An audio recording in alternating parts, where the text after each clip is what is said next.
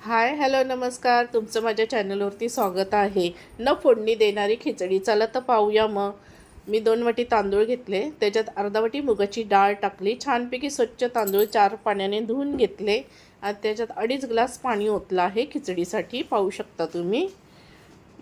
मस्त सुंदर अशी टेस्टी खिचडी. मिरची टाकल्या 2 कापून, लसूण टाकला, पाहू शकता, तेजपत्ता टाकला, दालचिनी टाकली, लवंग टाकली, काळी मिरी टाकली आहे, पाहू शकता, चिली फ्लेक्स टाकलं आहे, कस्तुरी मेथी टाकली,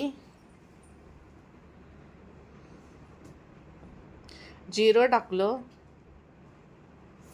हिंग टाकलं,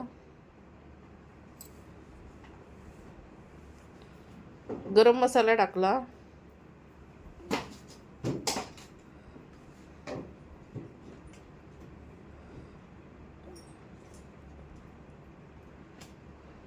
हळद टाकली. ही खिचडी इतकी चविष्ट लागते ना की हिला फोडणी जरी नाही दिली तरी खूप छान लागतं. सर्व वरून टाकून त्याचा स्वाद इतका भारी लागतो ना. वरून स्वादानुसार मीठ टाकलं. तुम्ही एकदा करून नक्की ट्राय करून पहा. वरून तेल टाकलं.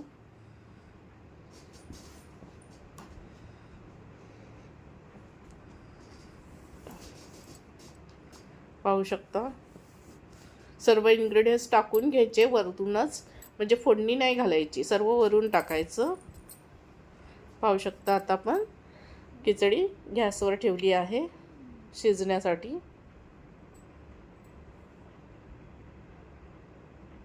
बघ किती सुंदर आणि छान कलर दिसतोय. आणि व्हिडिओ शेवटपर्यंत पहा. तुम्ही माझ्या चॅनलवर नवीन असाल तर सबस्क्राईब करा, लाईक करा, कमेंट करा. हे बघा किती छान सुंदर शिजते बघा. लहानांपासून मोठ्यापर्यंत 1 वर्षाचं बाळ जरी असेल तरी ते ही खिचडी खाईल, एवढी सुंदर बनते. आजारी माणूसही तोंडाला चव येईल. बघा पाहू शकता. आता खिचडी मुरण्यासाठी ती ठेवली आहे. बघा आपली खिचडी छानपैकी मुरून झाली आहे. आता मी तुम्हाला ताट करून दाखवते. बघा पाहू शकता किती छान झाली आहे. ह्याच्यावरूनच तुम्हाला कळत असेल की कधी फोडणी द्यायचा कंटाळा आला तर सर्व वरून इन्ग्रेडियंट्स टाकून खिचडी सुंदर बनते. पाहू शकता. बघा अशी गावाकडे सुद्धा करतात. त्याच्यासोबत पापड, त्याच्यावरती थोडं तूप टाकून घेतलं.